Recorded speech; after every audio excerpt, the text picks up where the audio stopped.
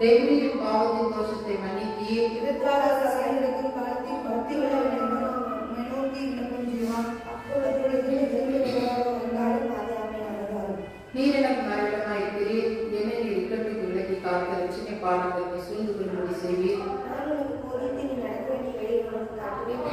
கண்ணை வைத்து உனக்கு ஆலோசனை செய்வேன். வருங்கால கடிகாலத்தில் நாம் கட்டப்பட்டால் கிட்ட சேராத புத்தியில்லாத குதிரை போல கோவை கொண்டு போல இருக்கிறதா? உண்மைகளுக்கு அநேக இடங்களில் கர்த்தரை நம்பிக்கை கிருபை செய்யுங்கள்.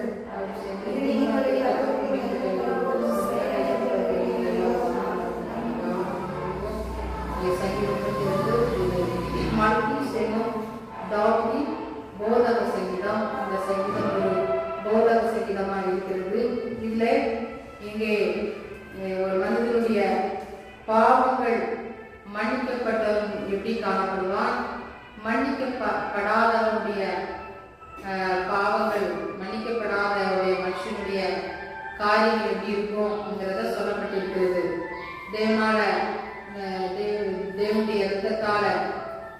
பாவங்கள் கழுவப்பட்டவர்கள், மீட்பு பெற்றவர்கள் எப்படிப்பட்டவர்களாய் காணப்படுவார்கள்? பாக்கியம் உள்ள ஜனங்களாய் காணப்படுவார்கள். இன்னுமாக பாவங்களை மறைக்கிற ஜனங்கள், மீட்படையாத ஜனங்கள், அவர்கள் சஞ்சலத்தோடு காணப்படுவார்கள் என்று சொல்லி இங்கே 2 விதமான காரியங்களை சொல்லப்பட்டிருக்கிறது. பாவங்கள் அறிக்கை செய்து விட்டு விட்டு தேவனுக்கு இரக்கம் பெறுகிற ஜனங்களும், இன்னும் பாவத்தை அடக்கி வைக்கிறது நிமித்தமாக அவள் வாழ்க்கையில் ஏற்படுகிற மிகுந்த சஞ்சலத்தையும் உபத்திரத்தையும் குறித்து அங்கே சொல்லப்பட்டிருக்கிறது. அது மாத்திரமல்ல, 8வது வசனத்தை நாம் பார்க்கும்போது, நான் உனக்கு போதித்து நீ நடக்க வேண்டிய வழி உனக்கு காட்டுவேன், உண்மை கண்ணை வைத்து உனக்கு ஆலோசனை சொல்வேன். அப்போ யாருக்கு ஆண்டவர் போதித்து நடக்க வேண்டிய வழியை காட்டுவார்? தேவனுடைய பிள்ளைகள், நீதிமானா இருக்கக்கூடிய ஜனங்களுக்கு ஆண்டவர் செய்வார், போதித்து நடத்துகிற தேவன். நடக்க வேண்டிய வழி, என்ன செய்யணும், எப்படி பேசணும், எப்படி நடக்கணும் அப்படிப்பட்ட காரியங்களை ஆண்டவர் என்ன செய்வார்? அங்கே போதித்து நடத்துகிற தேவனாய் இருக்கிறார். அங்கே மலை பிரசங்கத்திலே நாம் பார்க்கும்போது மத்தேயு 5வது அதிகாரத்திலே ஆண்டவர் என்ன செய்தார்? ஜனங்களுக்கு என்ன செய்தார்? மலை பிரசங்கத்திலே அங்கே பிரசங்கம் பண்ணினார். இன்னுமாக ஜனங்களுக்கு போதித்தார், மனதுர்மைகளை குறித்து போதித்தார். அநேக உவமைகளால, அநேக கதைகள் மூலமாக, அநேக காரியங்கள் மூலமாக அவர் என்ன செய்தார்? மக்களுக்கு எளிதாக புரியும் வகையிலே ஆண்டவர் என்ன செய்தார்? ஜனங்களுக்கு போதித்தார். சீஷர்களுக்கு கூட ஆண்டவராகிய இயேசு கிறிஸ்து என்ன செய்தார்? போதித்தார். அவர் பாருங்க, இன்றைக்கு நீதிமானாகிய நமக்கு ஆண்டவர் என்ன செய்கிறார்? போதித்து நடத்துகிற தேவனாக இருக்கிறார். அநேக நேரங்களிலே நம்முடைய நிறைய விஷயங்கள், நிறைய காரியங்களிலே நாம் செய்வதற்கு தயாராக இருக்கும்போது அநேக நேரங்களிலே குழம்பி போகிறோம். இந்த காரியத்தை செய்யலாமா, செய்யக்கூடாதா, இந்த இடத்துக்கு போகலாமா, போகக்கூடாதா அப்படின்னு சொல்லி நிறைய நேரங்களில் நம்ம என்ன செய்கிறோம்?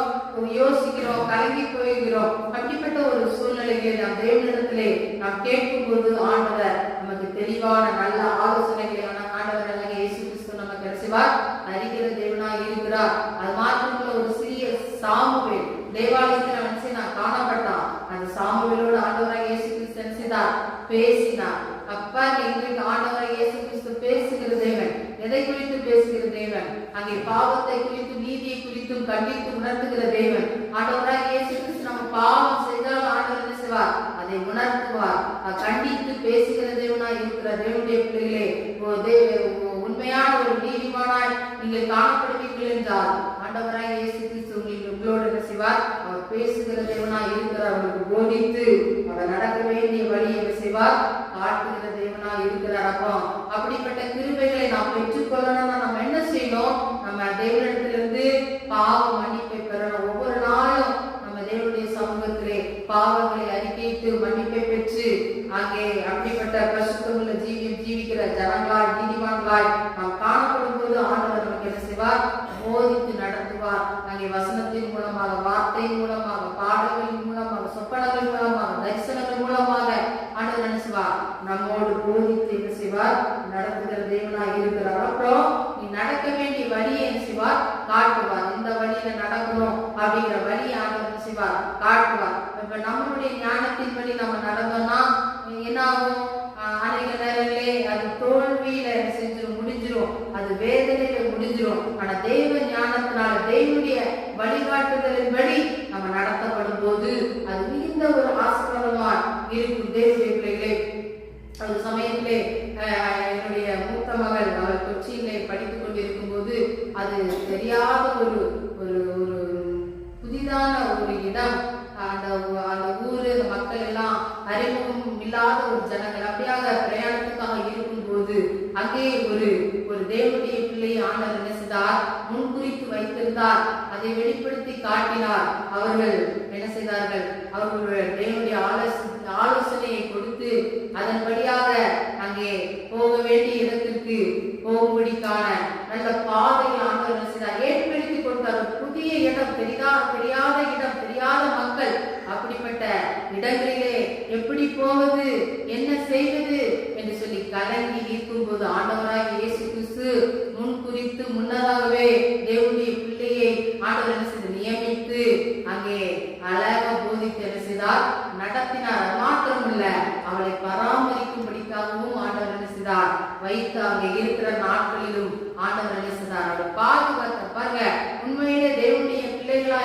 இருக்கும்போது, தேவனுக்கு பிரியமாய் நாம் வாழும்போது ஆண்டவர் இப்படிப்பட்ட நல்ல நன்மைகளை நமக்கு தருகிற தேவனாய் இருக்கிறார். கலங்குகிற வேளைகளிலே ஆண்டவர் நமக்கு என்ன செய்கிறார்? நமக்கு அவர் போதித்து நடத்துவார். ஆகவே அவருடைய வழியை நாம் வழிகாட்டுதலிலே நாம் நடக்கணும்னா நம்ம அவருக்கு பிரியமுள்ள ஜனங்களாய், பரிசுத்தமுள்ள ஜனங்களாய் நாம் ஜீவிக்க வேண்டியது மிகவும் அவசியம். மாத்திரமுள்ள கடமைக்கு ஆலோசனை சொல்லுவேன். ஆண்டவர் என்ன செய்கிறார்? முதலாவது என்ன செய்கிறார்? நமக்கு போதிக்கிறார். அதுக்கப்புறம் அவருடைய வழியை நமக்கு என்ன செய்கிறார்? காட்டுகிறார். மூன்றாவது அவர் அவருடைய கண்ணை வைத்து நமக்கு ஆலோசனை சொல்கிறார். மூன்றாவது என்ன செய்கிறார்? ஆலோசனை சொல்றாரு. இப்போதைக்கு நமக்கு ஆலோசனை சொல்றதுன்னா நம்ம யாருக்கு பிடிக்காது. சின்ன பிள்ளைங்கிட்ட சொல்லுவோம், தம்பி நீ ரொம்ப நேரம் என்ன செய்யாத, செல்லு பார்க்காத, செல்லு பார்த்தா என்ன ஆயிரும், கண்ணு குருடா போயிருப்பா அப்படின்னா அந்த பிள்ளைக்கு கேட்குமா? கேட்காது. போ நான் மாட்ட, பேச மாட்டேன், நீ எனக்கு தேவையில்லை, சாப்பாடு உனக்கு தேவையில்லை அப்படின்னு சொல்லி என்ன செய்யறாங்க? சின்ன பிள்ளைங்க கோபப்படுறாங்க. வாலிப பிள்ளைகிட்ட செல்ல பிடிக்க வச்சா பயங்கர கோபப்படுறாங்க. அப்படிப்பட்ட பொல்லாத ஒரு காலமா இருக்கிறது தேவனுடைய பிள்ளைகளே. அப்ப பாருங்க, அந்த பிள்ளைகளுக்கு என்ன வருகிறது? கோபம் வருகிறது. ஆலோசனை சொல்றது என்ன செய்யறதுல பிடிக்கிறதுல. நீ இந்த மாதிரி செஞ்சீங்கன்னா உனக்கு இப்படிப்பட்ட ஆபத்து இருக்குது, செய்யாத போகாதுன்னு சொன்னா என்ன செய்யறதுல கேட்கறதுல அது மிகவும் கசப்பா இருக்கிறது. தேவனுடைய பிள்ளைகளே, இன்றைக்கு கர்த்தருடைய ஆலோசனை கூட அநேகருக்கு என்ன செய்கிறது? கசப்பா தான் இருக்குது. இந்த வேதத்தின்படி நம்ம அப்படியே பெர்ஃபெக்டா யார் என்ன செய்யறதுல நடக்கிறதுல சில விஷயங்கள் அதை என்ன செய்யறது நமக்கு கடினமா தான் இருக்குது. ஆனா அப்படிப்பட்ட பாதை வழியாக ஆண்டவர் என்ன செய்கிறார்? நடத்துகிறார். அவர் பரலோகத்துக்கு நம்ம போகணும்னா இதுக்குமான வாசல் வழியாக நம்ம என்ன செய்ய வேண்டும்? போக வேண்டியதா இருக்கிறது.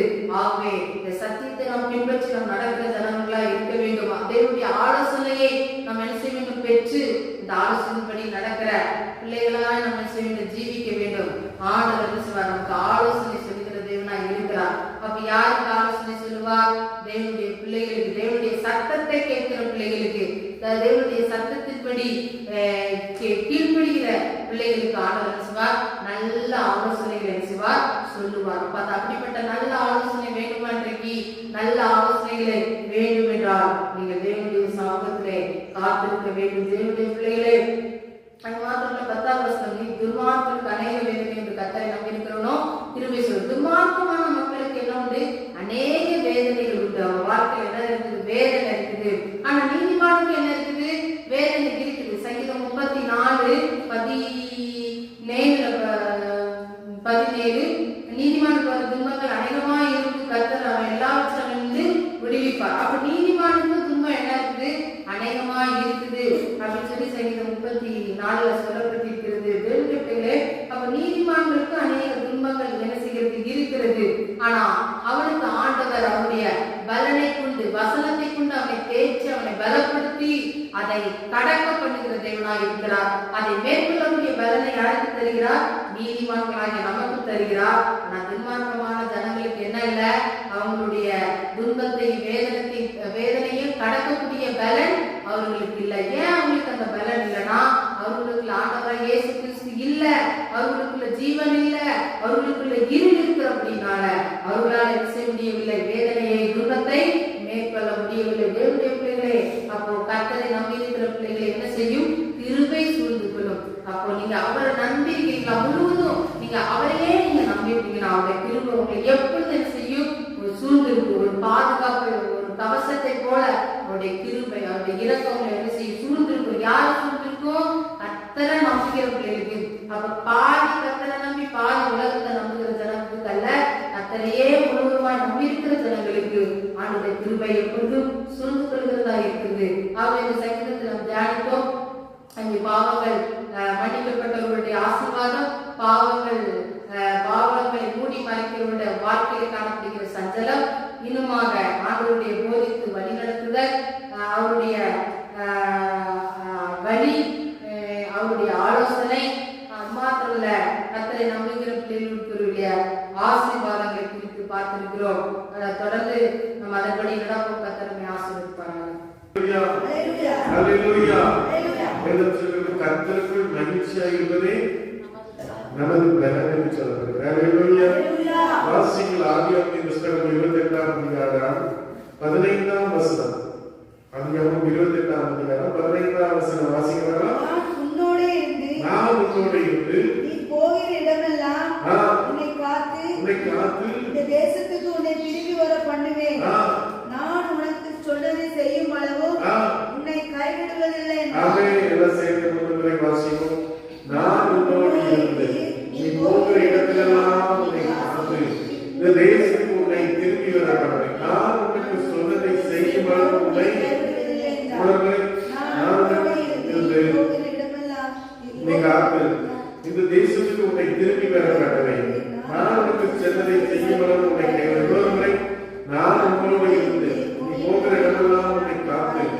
தேசத்துக்குள்ளே திரும்பி வர மாட்டேன். நான் உனக்கு சொன்னதை செய்யும் அளவு உன்னை அல்லேலூயா நான் உனக்கு சொன்னதை செய்யும் அளவு நான் உன்னை அல்லேலூயா சொல்லுங்க. ஆண்டவர் நமக்கு கடந்த மாதமெல்லாம் கடந்த வருஷமெல்லாம் எத்தனையோ வாக்குத்தத்தங்கள், எத்தனையோ வசனங்கள், எத்தனையோ பிரார்த்தனைகள், எத்தனையோ தீர்க்க தரிசனங்கள், எத்தனையோ தரிசனங்கள், எத்தனையோ சொப்பனங்கள் மூலமாய் ஆண்டவர் நம்மோடு பேசினார். அல்லேலூயா சொல்லுங்க. இந்த நாளிலும் கூட கர்த்தர் சொல்றார், நான் உனக்கு சொன்னதை செய்யும் அளவு ஒரு அல்லேலூயா சொல்லுங்க. தேவன் சொன்னதை நிறைவேற்ற வல்லவராய் இருக்கிறார். தேவனுடைய வாயிலிருந்து வருகிற ஒவ்வொரு வார்த்தையும் அது நிறைவேறும். ஒரு அல்லேலூயா சொல்லுங்க.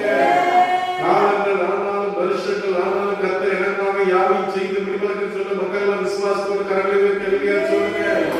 அல்லேலூயா அல்லேலூயா. யாக்கோபுடைய வாழ்க்கையை குறித்து நாம் வாசிக்கிறோம்.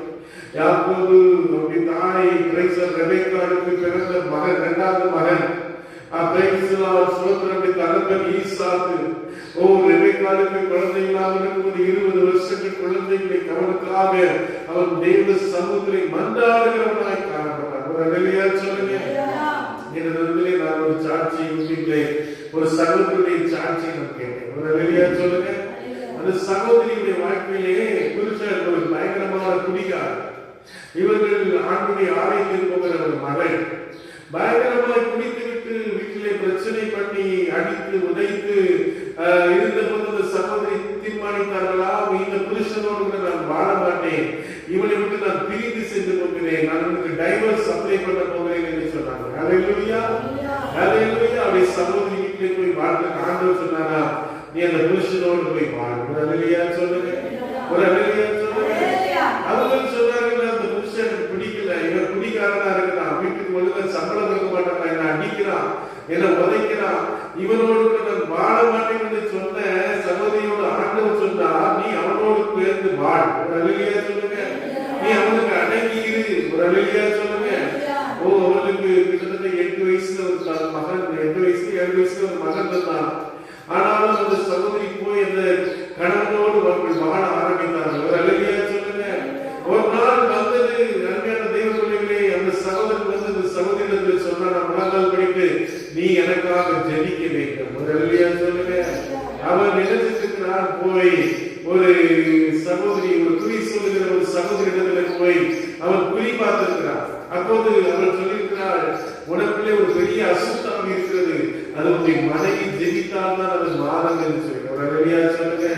பாத்தீங்களா கர்த்தர் எப்படி கிரியை செய்கிறார் பாத்தீங்களா?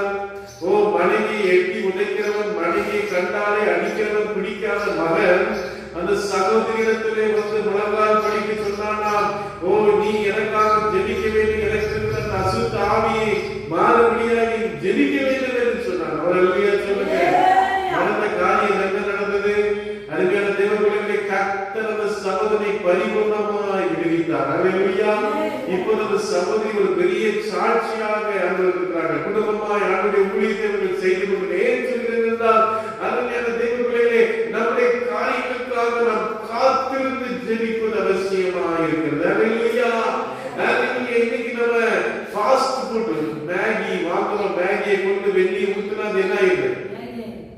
அதுக்குள்ள அது சாப்பாடு தான் இருக்கு. பிள்ளைகளுக்கு எல்லாம் பிடிச்சிருக்கு. ரெண்டு தினத்துல நாங்க வெளியில போயிருந்தோம், மழை டிஸ்லிங் ஆயிட்டு இருக்குது, மழை சின்ன அந்த தூரல் மாதிரி விழுந்துட்டு இருக்குது. ஜனங்கள் போய் பாடி குடித்துட்டு இருக்கிறாங்க. ராத்திரி 8 மணிக்கு குடும்பமா உட்கார்ந்து கொடையை பிடிச்சிட்டு பாடி குடித்துட்டு இருக்கிறான். ஏன் உனக்கு நல்ல சாப்பாடு இல்லையா? ஒரு இட்லி, தோசை, வடை, ஏதாவது வேற ஏதாவது நீ சாப்பிடலாமே. அல்லேலூயா. இன்னைக்கு பாருங்க, இந்த வேலவரத்துல KFC ஒரு கடை, கூட்டம் ராத்திரி பயங்கர கூட்டமா. எல்லாம் இந்த மக்கள் எல்லாம் இப்ப இதுக்கு அடிமையாயிட்டாங்க, பீஸா பர்கருக்கு அடிமையாயிட்டாங்க. இது விதமாக உடல் பருமன் வருகிறது, புதிய புதிய வியாதிகள் வருகிறது, ஹார்ட் அட்டாக் வருகிறது. அதெல்லாம் குறித்து அவர்களுக்கு பயம் இல்லை, அதெல்லாம் குறித்து அவர்களுக்கு கவலை இல்லை. அல்லேலூயா. நடக்கிறது நடக்கணும் இருக்கிறாங்க. இலங்கையில பாத்தீங்களா பயங்கரமான அழிவு, பயங்கரமான ஜனங்கள் குவியல் குவியலா இருக்கிறாங்க, செத்துட்டு இருக்கிறாங்க. பாருங்க, இலங்கைக்கு நான் போயிருக்கிறேன் ஒரு சில வருஷங்களுக்கு முன்பதாக. ஒரு ஊழியக்காரர் சொன்னார், நீங்க இலங்கைக்கு ஊழியத்து பாருங்களா? நான் சரி போகணும்னு போனேன். அது பாத்தீங்கன்னா கேரளா மாதிரி தான் இருக்கும். கேரளாவுக்கு நீங்க போனீங்கன்னா அது எப்படி நாகர்கோவில் சைடு கேரளா சைடுலாம் போனீங்கன்னா அது மாதிரி தான் இருக்கும் இலங்கை. நம்ம எப்படி இங்கிருந்து மெட்ராஸ் போனா எத்தனை மணி நேரத்துல போயிடலாம்? மெட்ராஸ் கார்ல போனா 8 மணி நேரத்துல போயிடலாம். ட்ரெயின்ல பஸ்ல போனா 12 மணி நேரம் ஆகும். அது மாதிரி தான் இலங்கை இருக்கும். அங்கிருந்து கிட்டத்தட்ட நம்ம ராமேஸ்வரத்துல இருந்து கிட்டத்தட்ட 40 கிலோமீட்டர்ல தான் இங்க என்ன இருக்குது, இலங்கை இருக்குது. 40 கிலோமீட்டர் தான் அந்த அது பேர் யாழ்ப்பாணம் கடற்கரை. நம்ம பாஸ்டர் வீட்டுல தங்கியிருந்தேன். அந்த பாஸ்டர் வீட்டுக்கு முன்னால கொஞ்ச தூரத்துல தான் கடல் இருந்துச்சு. அப்போ பாருங்க, கடந்த நாட்கள்ல இந்த பயங்கரமான மழையினாலே அழிவுகள், பயங்கரமான ஜனங்கள் தான் நிறைய பேர் வெளிநாட்டுல இருக்கான். நிறைய பேரு அவன் வெளிநாடுகள்ல போய் இந்த யுத்தம் நடந்த காலத்துல அவ்வளவு பேர் சிதறி போயிட்டான்.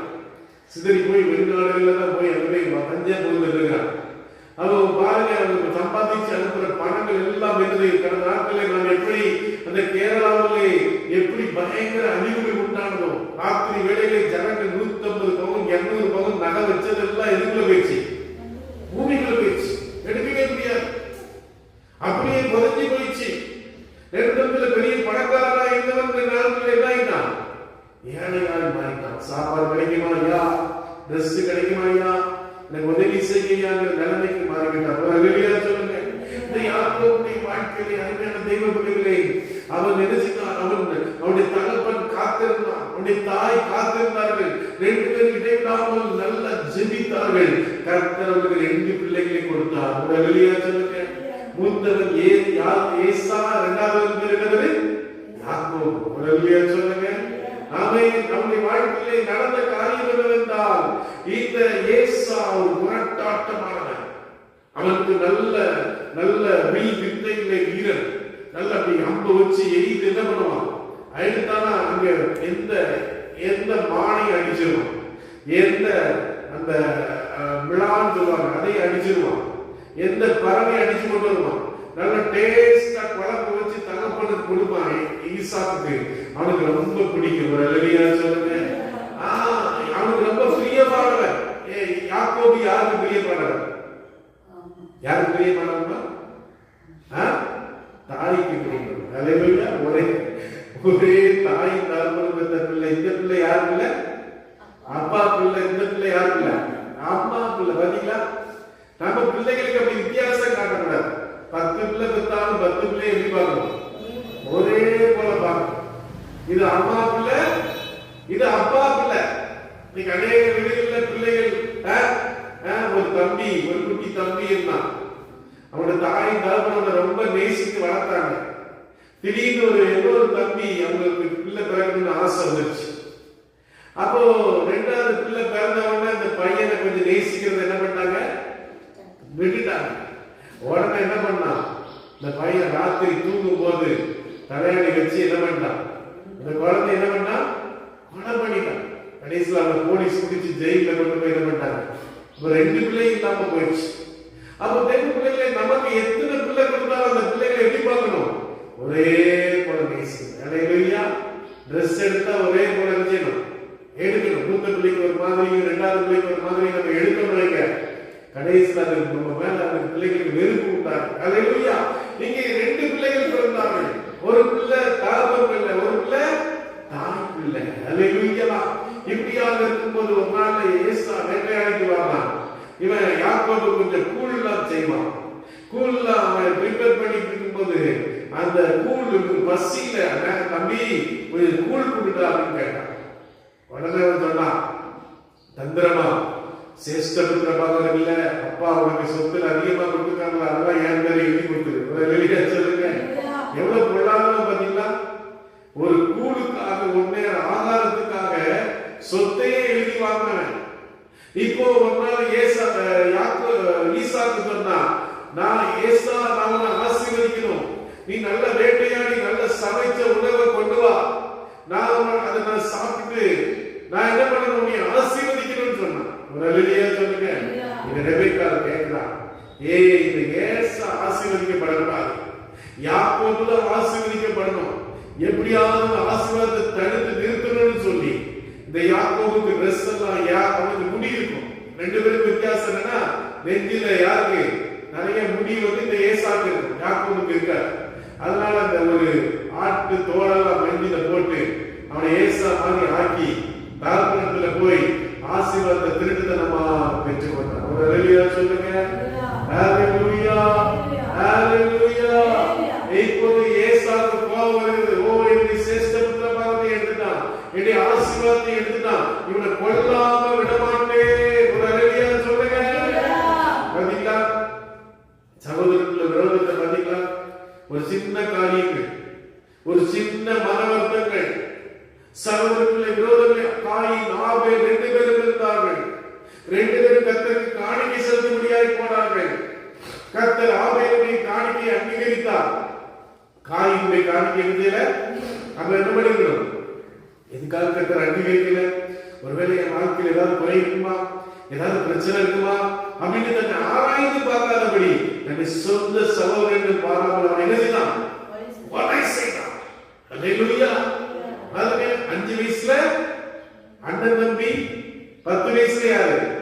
பங்காளி. நம்ம 50 வயசுல அண்ணன் தம்பியா தான் இருக்கணும். நேசிக்கணும், அன்பு செலுத்தணும். ஒரு தகப்பனா இருந்தா அவருக்கு 4 பிள்ளைங்க இருந்தாங்க. ஒவ்வொரு பிள்ளைங்களும் வெளிநாடுல இருந்தாங்க. ஒரு சகோதரன் கஷ்டப்பட்டான்.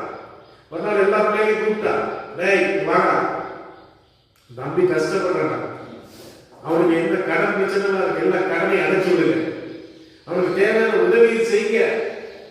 அதுதான் தகப்பன். ஒரு ஹல்லேலூயா சொல்லுங்க. ஆமென். அப்படிப்பட்ட தகப்பன் தேவை.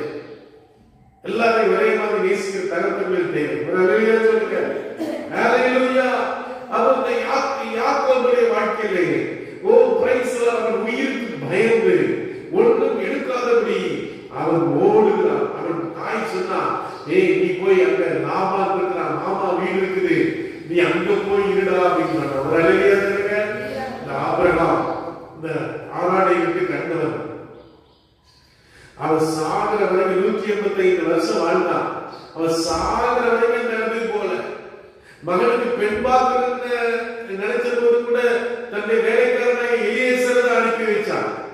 அவன் போகவே இல்லை. ஆனால் யாக்கோபு அங்கே திரும்பவும் போக வேண்டிய ஒரு சூழ்நிலை வந்துச்சு. ஹல்லேலூயா. காரணம் அவனுடைய வாழ்க்கையிலே ஏமாற்றம், அவனுடைய வாழ்க்கையிலே நீதி இல்லாத காரியங்கள், அவனுடைய வாழ்க்கையிலே தேவனுக்கு பிரியம் இல்லாத காரியங்கள். தேவனுடைய இந்த காலங்களிலே உன் வாழ்க்கையில் அப்படிப்பட்ட காரியங்கள் இருக்குதா? யோசிப்பா. தேவனுக்கு பிரியமா இருக்கா? நான் தேவனுடைய சமூகத்துல நல்ல பிரியமா வாழறேனா, இல்ல ஒரு மகிமானமான வாழ்க்கை வாழ்ந்திருக்கேன், ஏமாத்துறேனா, பொய் சொல்றேனா, தேவனுக்கு பிரியமில்லாத காரியங்களை நான் செய்யறேனா என்பதை நம்மை நாமே ஆராய்ந்து பார்க்கிறவர்களாய் காணப்படுகிறோம். ஒரு ஹல்லேலூயா சொல்லுங்க. ஹல்லேலூயா. இப்போது அவர் ஒரு கல்லை வைத்து படுத்திருந்த போது ஆண்டவர் வாசிங்க பார்க்கலாம். அங்கே 11ஆம் வசனத்தை வாசிங்க. 28ஆம் அதிகாரம் 11ஆம் வசனத்தை வாசிங்க. சூரியன் அஸ்தமிக்கும்படி அங்கே ராத்தங்கி அவளுக்கு கற்களில் ஒன்று எடுத்து தன் தலையின் கீழ் வைத்து அங்கே நித்திரை செய்யும்படி படுத்துக் கொண்டான். அங்கே அவன் ஒரு சொப்பனம் கண்டான். யோசேப்புக்கு பேர் என்ன பேரு? இந்த யாக்கோபுக்கு இருந்த அந்த சொப்பன கிருபை யாருக்கு வந்துருச்சு? யோசேப்புக்கு வந்துருச்சு. ஹல்லேலூயா. இங்கே பாருங்கள், ஆண்டவர் சொல்லுகிறார், அவர் நினைச்சுதான் ஒரு சொப்பனம் கண்டான். வாசிக்க பார்க்கலாம். ஒரு சொப்பனம் கண்டான். ஒரு மணி, ஒரு ஏணி பூமியிலே வைக்கப்பட்டிருந்தது. அதின் நுனி வானத்தை எட்டி இருக்கிறது. அதிலே தேவதூதர் ஏறுகிறவர்களும் இறங்குகிறவர்களுமாய் இருந்தார்கள். அதற்கு மேலாக கர்த்தர் நின்று ஒரு ஹல்லேலூயா சொல்லுங்க. ஹல்லேலூயா. சகை ஒரு ஏணியை வச்சு என்ன பண்ணான்? காட்டத்தி மரத்து மேல ஏறி நின்று பார்த்தான். யார பார்த்தா? இயேசுவை பார்த்தான். ஒரு ஹல்லேலூயா சொல்லுங்க. இந்த ஏணியில யார் ஏறி இறங்கினா? தேவதூதர்கள். ஒரு ஹல்லேலூயா சொல்லுங்க. ஹல்லேலூயா. யோவான் 1ஆம் அதிகாரம் கடைசி வசனத்தை வாசிக்க பார்க்கலாம். பிரைஸ் தி யோவான் 1ஆம் அதிகாரம் கடைசி வசனத்தை வாசிங்க. யோவான் 1 கடைசி வசனத்தை வாசிங்க. வாசிங்க. இன்னும் அவர் அவனை நோக்கி வானம் திறந்திருக்கிறதையும் தேவதூதர்கள் மனுஷனிடத்திலிருந்து ஏறுகிறதையும் இறங்குகிறதையும் நீங்கள் இது முதல் ஒரு அல்லேலூயா சொல்லுங்க. ரட்சிக்கப்பட்டு எத்தனை வருஷம் ஆகிது? நம்ம ஒரு தேவதூதனை பார்த்திருப்போமா? நம்ம பார்த்ததெல்லாம் என்ன பார்த்திருக்கோம்? பாம்பு, பல்லி, பூரா, பெருச்சாளி, பன்றி, இதெல்லாம் நம்ம பார்க்கணும். அல்லேலூயா. ஒரு நாள் நம்ம எதை பார்க்கல? தேவதூதனை பார்க்கல. அல்லேலூயா. அல்லேலூயா. வாசிங்க ஏசாயா 6ஆம் அதிகாரம் 1ஆம் வசனத்திலே வாசிக்கும்போது வாசிக்கமாக பிரைஸ் ஏசாயா 6ஆம் அதிகாரம் 1ஆம் வசனம் வாசிங்க. உசியா ராஜா வருஷத்திலே ஆண்டவர் உயரம் உன்னதமான சிங்காசனமே வீற்றிருக்க கண்டேன். வீட்டிற்கு கண்டே அவருடைய வஸ்திரக்கம்பளால் தேவாலயம் நிறைந்திருந்தது. சேராபீன்கள் அதற்கு மேலாக நின்றார்கள். நின்றார்கள். அவர்களில் ஒவ்வொருவருக்கும் அவ்வாறு சட்டைகள் இருந்தன. ஆ. அவனவன் 2 சட்டைகளால் தன் முகத்தை மூடி, ஆ. 2 சட்டைகளால் தன் கால்களை மூடி, ஆ. 2 சட்டைகளால் பறந்து ஆ. ஒருவரையொருவர் நோக்கி, ஆ. சேனைகளின் கர்த்தர் பரிசுத்தர் பரிசுத்தர் பரிசுத்தர். பூமி அனைத்திற்கு அவருடைய மகிமை. அல்லேலூயா. அப்ப தேவதூதர்களுக்கு என்ன உண்டு? சட்டை. ஒரு அல்லேலூயா சொல்லுங்க. எத்தனை சட்டை? எத்தனை? 6 சட்டை. ஒரு சட்டை அல்லேலூயா. ஒரு சட்டையினால பறந்து, ஒரு சட்டையினால முகத்தை மூடி, ஒரு சட்டையினால என்ன பண்ணாங்கம்மா? வாசிக்க வசனத்தை வாசிக்க. திரும்ப வாசிக்க பார்ப்போம். ஏசாயா. சேனைகளில் அவருக்கு மேலாக நின்றார்கள். ஆ.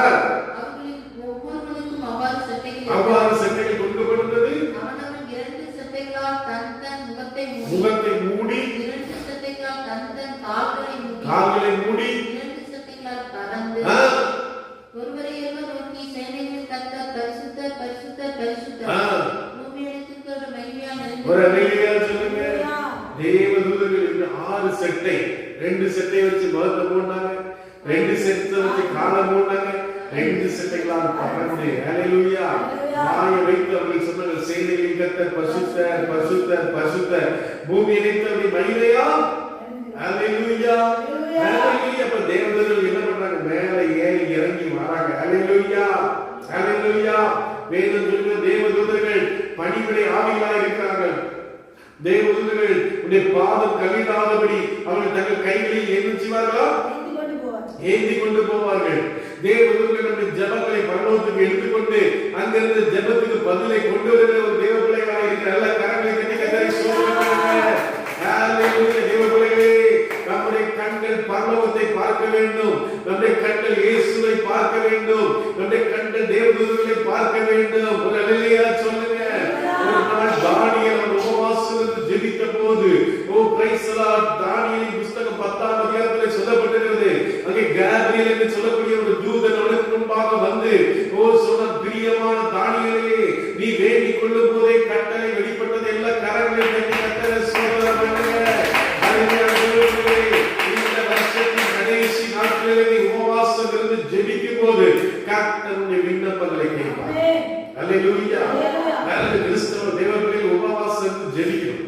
ஒரு நேரமா உபவாசம் 21 நாள், ஒரு நேரம் இருந்து ஜெபிக்கலாம், 10 நாள் இருந்து ஜெபிக்கலாம், 7 நாள் இருந்து ஜெபிக்கலாம், 3 நாள் இருந்து ஜெபிக்கலாம். பழகணும். எப்பவும் சாப்பிட்டுக்கிட்டே இருக்கிறதுக்குள்ளே நம்ம இருக்கக்கூடாது. விசுவாசத்தை இருக்கணும். உபவாசம் இருக்கு பழகணும். உபவாசம் என்றால் என்ன? தேவனோடு தனித்து வாசம் பண்ணுவது. ஒரு அல்லேலூயா சொல்லுங்க. உபவாசம் என்றால் என்ன சொல்லுவாங்க? தேவனோடு தனித்து வாசம் பண்ணும். செல்போனெல்லாம் வச்சிருக்கோம்.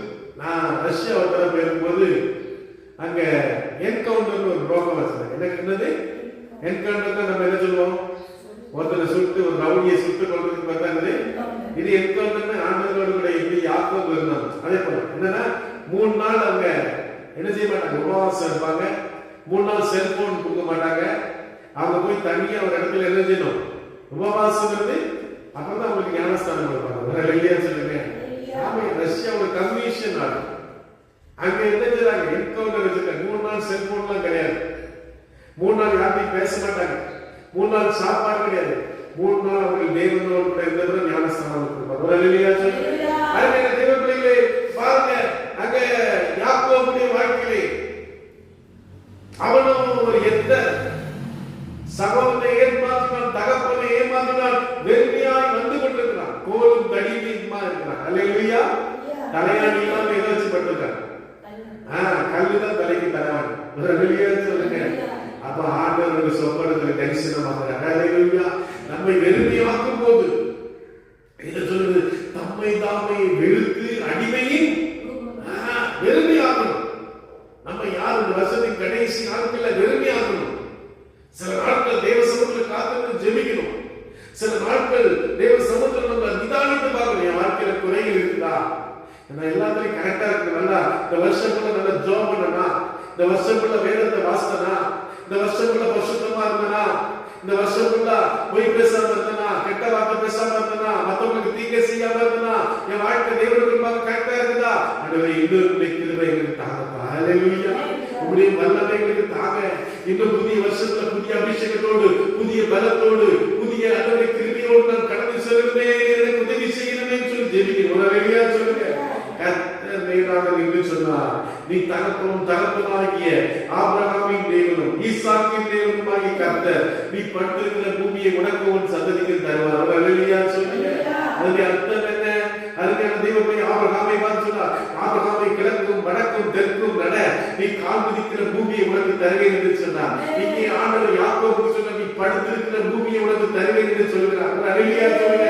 நீ கால் மிதிக்கிற பூமியா இருந்தாலும், நீ படுத்திருக்கிற பூமியா இருந்தாலும், நீ பார்க்கிற பூமியா இருந்தாலும், ஹalleluya சொல்லுங்க. ஹalleluya. ஓ பிரைஸ் தி லார்ட். காலை பொழுதிலே என் மகளாகிய அச்சால் கேட்டால், அப்பா நீ ஒரு வறட்சியான நிலத்தை கொடுத்தீர், நீ எனக்கு ஒரு நீர்ப்பாய்ச்சலான நிலத்தை கொடுக்க வேண்டும் என்று சொன்னார். ஹalleluya சொல்லுங்க.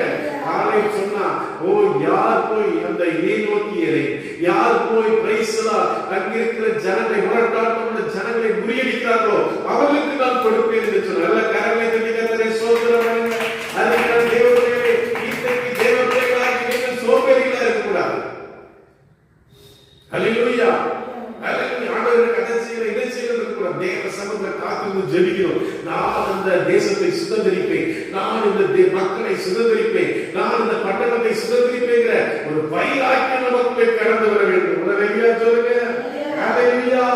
ஹalleluya. ஆண்டவர் சொன்ன சந்ததி பூமியின் தூளை போல இருக்கும். நீ மேற்கையும் கிழக்கையும் வடக்கையும் பரவுவாய். ஒரு பூமியில் உள்ள வம்சங்கள் எல்லாம் உனக்குள் ஆசீர்வதிக்கப்படும். ஹalleluya. ஆண்டவர் உன்னை ஆசீர்வாதமாய் வைத்திருக்கிறார். நீ சபிக்கப்பட்டவன் அல்ல, நீ பாழாய் போன பட்டணம் அல்ல, நீ ஆசீர்வதிக்கப்பட்டவன். நீ கால் மிதிக்கிறதெல்லாம் என்ன ஆகும்? பொன்னா மாறும். தொட்டதெல்லாம் என்ன ஆகும்? நீ கால் மிதிக்கிறதுல பொன்னா மாறும். நீ பார்க்கறதுல ஆசீர்வாதமா மாறும். நீ ஒருத்தன் ஆசீர்வதிச்சா ஆசீர்வாதமா இருப்பான். ஹalleluya. ஒரு வீட்ல போய் நீ ஜெபிச்சவங்க விடுதலை உண்டாகும். ஒரு ஹalleluya சொல்லுங்க. Hallelujah. Hallelujah. Amen. Praise the Lord. Praise ஆங்க. மூன்று விதமான பிரயாணங்கள் பண்றான். யாக்கோபு எத்தனை பிரயாணம் பண்றான்? மூன்று விதமான பிரயாணம். முதல் பிரயாணம் பெத்தேலை நோக்கி அவன் பிரயாணம் பண்றான். ஹalleluya சொல்லுங்க. ஹalleluya. ஹalleluya. இரண்டாவது பெரியலை நோக்கி அவன் பிரயாணம் பண்றான். ஆதியாகமம் புத்தகம் 32ஆம் அதிகாரம் 24ஆம் வசனத்தை வாசிக்கிறோம். ஆதியாகமம் 32:24 சீக்கிரம் முடிச்சிடுவோம். ஆதியாகமம் 32:24 அந்த வாசிங்க. அந்த ராத்திரி தேவன் சீரியா தேசத்தானாகிய லாபானுக்கு 24 வாசிங்களா? யாக்கோபு பிந்தி தனித்திருந்தான். அப்பொழுது ஒரு புருஷன் பொழுதுமையும் வளரும் அவனுக்கு போராடி அவனை மேற்கொள்ளாததை கண்டு அவனுடைய தொடைச்சத்தை தொட்டார். அதனால் அவனை போராடுகையில் யாக்கோபின் தொடைச்சத்து சுருக்கிற்று. அவர் நான் போகட்டும், பொழுது விடுகிறது என்றார். அதற்கு அவன் நீர் என்னை ஆசீர்வதித்தால் வெளியே போகிறேன் என்றார். அவர் உன் பேர் என்ன என்று கேட்டார். யாக்கோபு என்றார். அப்பொழுது அவர் உன் பேரில் யாக்கோபு எனப்படாமல் இஸ்ரவேல் எனப்படும். ஹalleluya சொல்லுங்க. நீ தேவனோடு மனுஷனோடு போராடி இப்ப முதல் ஆண்டவர் எங்க இருந்தாரு? நான் பார்க்கும்போது எங்க இருந்தாரு? மேல ஏணி மேல இருந்தார். ஹalleluya சொல்லுங்க. இப்போ பிரைஸ் லார்ட் பக்கத்திலே வந்து விட்டார். அவரோடு கூட போராடுகிற ஒரு சூழ்நிலைக்கு அவர் தள்ளப்பட்டார். ஹalleluya சொல்லுங்க. ஹalleluya. தூரத்திலிருந்து பார்த்த தேவன். ஹalleluya. மோசே அவன் பாங்கே ஆடுகளை மேய்த்துக் கொண்டிருக்கிறான். அந்த ஆடுகளை மேய்த்துக் கொண்டிருக்கும் போது பிரைஸ் லார்ட் அவன் அங்கே ஒரு முட்செடி பற்றி எரிகிறதை பார்க்கிறான். அவன் சொன்னான், ஓ இந்த காட்சி, இந்த அற்புத காட்சியை பார்ப்பேன் என்று சொன்னபோது ஆண்டவர் சொன்னார், மோசே ஓ காலில் இருக்கிற பாதரட்சை கழட்டி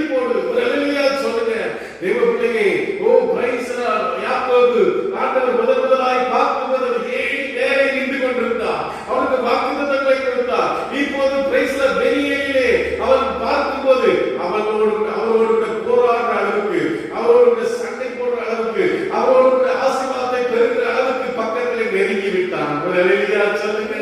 ஹல்லேலூயா ஹல்லேலூயா. பழைய ஏற்பாட்டு காலத்திலே பிரகாரம் பரிசுத்த ஸ்தலம், மகா பரிசுத்த ஸ்தலம் இருந்தது.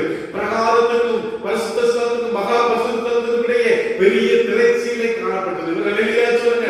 ஆசாரியன் மாத்திரம்தான் போய் மகா பரிசுத்த ஸ்தலத்திலே வருஷத்துக்கு ஒரு தடவை போய் பலி செலுத்த முடியும். ஆசாரியன் தான் அந்த பரிசுத்த ஸ்தலத்திலே கடந்து செல்ல முடியும். ஆசாரியன் மாத்திரம்தான் ஆண்டவரோடு பேச முடியும். ஆனால் இயேசு கிறிஸ்து சிலுவையிலே மரித்தபடியினாலே ஹல்லேலூயா சொல்லுங்க, ஆண்ட திரைச்சீலை இரண்டாக பிரிந்தது.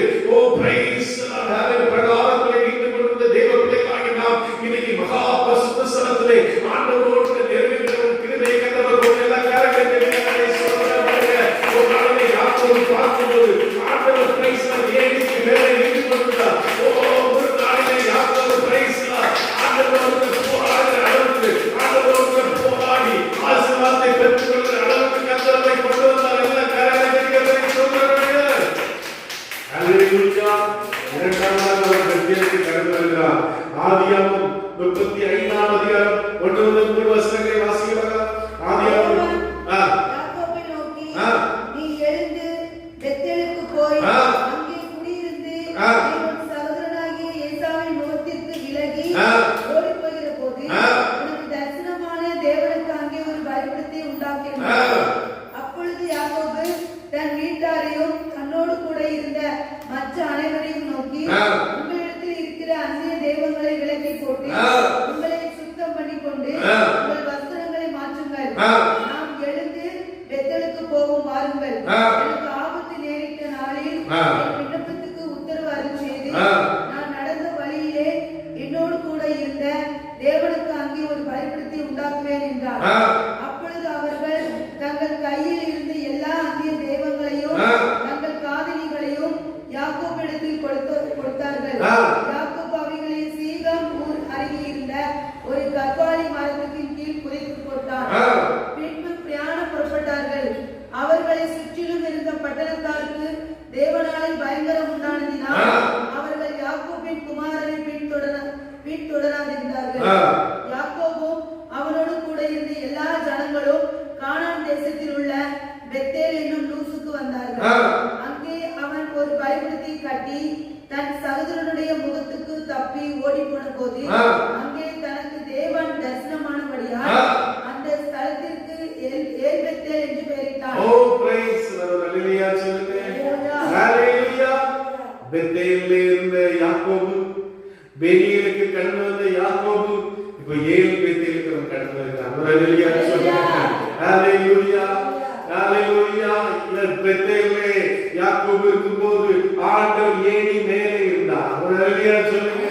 ஓ பெனியேலிலே யாக்கோபு இருக்கும்போது ஆண்டவரோடு போராடுகிற நிலைமைக்கு தன்னை பரிசுத்தப்படுத்தி தன்னை சுத்திகரித்துக் கொண்டு ஆண்டவரோடு போராடுகிற ஒரு நிலைமைக்கு அவன் பக்கத்தில் கடந்து வருகிறார். ஹல்லேலூயா சொல்லுங்க.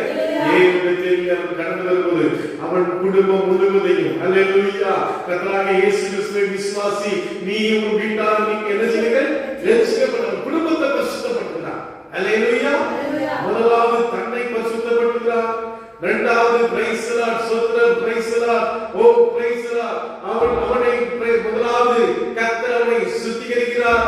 இரண்டாவது கர்த்தர் அவனை பரிசுத்தப்படுத்துகிறார். மூன்றாவது தன்னை சுத்தி இருக்கிற எல்லா ஜனங்களையும் பரிசுத்தப்படுத்துகிறார். ஹல்லேலூயா சொல்லுங்க. ஒரு நாளிலே ஆண்டவர் பிரைஸ் தி லார்ட் ஸ்தோத்திரம் ஹல்லேலூயா. யோசுவாவை பார்த்து சொல்ல, யோசுவா 3ஆம் அதிகாரத்தில் சொல்லப்படுகிறது, யோசுவா ஜனங்களை பரிசுத்தப்படுத்து. ஹல்லேலூயா. நாளைக்கு உங்களுடைய நடுவிலே நான் உங்களுக்கு அற்புதம் செய்வேன். ஹல்லேலூயா சொல்லுங்க. ஹல்லேலூயா. தேவனுடைய வாழ்க்கையில் அற்புதங்கள் அதிசயங்கள் நடக்க வேண்டும் என்றால் நீ பரிசுத்தமாக வேண்டும், நீ சுத்திகரிக்கப்பட வேண்டும். பாவ கிரியையிலே நீ இருக்கக்கூடாது, பழைய கிரியையிலே இருக்கக்கூடாது, புரட்டான சாபத்திலே நீ இருக்கக்கூடாது. நீ உன்னை சுத்திகரிக்கணும், சுத்தமாய் காத்துக்கொள்ளணும். ஹல்லேலூயா சொல்லுங்க. ஓ அங்கே ஏல் பெத்தேலிலே வந்தபோது ஜனங்கள் என்ன பண்ணாங்க, தங்களுடைய இருக்கிற எல்லா காதலிகள் தங்கள் இருக்கிற விக்கிரகங்கள் எல்லாத்தையும் போட்டு தங்களை சுத்திகரித்துக் கொண்டார்கள். ஹல்லேலூயா. ஆனால் யார் மட்டும், ராகேல் மட்டும் என்ன பண்ணல, அவர் தன்னை சுத்திகரிக்க விரும்பல. அதனால அவருடைய வாழ்க்கையை முடித்து போனது. அவர்கள் என்ன செய்யல, ஆசீர்வதிக்கப்பட்ட அந்த இடத்துக்கு அவர் கடந்து வர முடியல. ஒரு அல்லேலூயா சொல்லுங்க. ஓ, இருக்கிற ஜனங்கள் எல்லாரும் யாக்கோபுடைய வார்த்தையை கேட்டு தன்னை சுத்திகரித்துக் கொண்டாலே கர்த்தர் அவர்களுக்கு பாதுகாப்பை கட்டளையிட்டார். அல்லேலூயா. வேறு சொல்லுது, கர்த்தருக்கு பயப்படுதல் ஆயுஷ்மத்தில் என்ன செய்வா? தேவனுடைய நீ கர்த்தருக்கு பரிசுத்தமாய் நடக்கும்போது, இந்த குடும்பம் பரிசுத்தமாய் நடக்கும்போது கர்த்தருடைய ஆயுஷ்மத்தை பெருக பண்ணுவார். அந்த காலங்களிலே நாமே சிந்தித்து பார்ப்போம். அருமையான தெய்வ பிள்ளைகளே, நாம முதல்ல தூரத்துல இருந்தோம், அப்புறம் சமீபமா வந்தோம், கிறிஸ்துவோடு கூட இணைக்கப்பட்டது. அல்லேலூயா. வெளிப்படுத்தின விசேஷத்தினை பார்க்கும்போது யோவானாகிய நாம் பார்க்கும்போது ஆட்டுக்குட்டியானுடைய சிங்காசனத்தின் முன்பாக நான் வீற்றிருந்தேன். அல்லேலூயா சொல்லுங்க. அல்லேலூயா. ஒரு நாளிலே யோவான் மீன் பிடித்துக் கொண்டிருந்தான். பேதுரு அவனை அழைத்த போது பேதுருவோடு கூட வலைகளை எல்லாம் விட்டு அற்புதத்தை கண்ட யோவான் அவைகளை விட்டு வந்தான். ஆனால் இயேசு கிறிஸ்துவோடு கூட வந்தபோது மார்பிலே சாய்ந்தான். அல்லேலூயா சொல்லுங்க.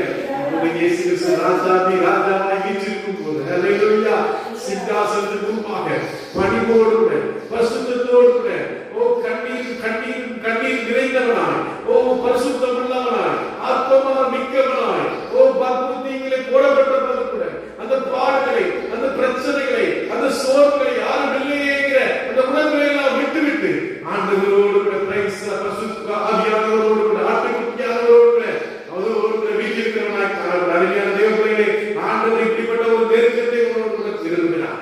உன்னுடைய வாழ்க்கையை நீ ஆண்டவரோடு கூட நெருங்கி சேர்கிற ஒரு அனுபவத்தை உன்னுடைய வாழ்க்கையை எதிர்பார்க்கிறார். எல்லாரும் கண்களை மூடி நாம் ஜெபிப்போம்.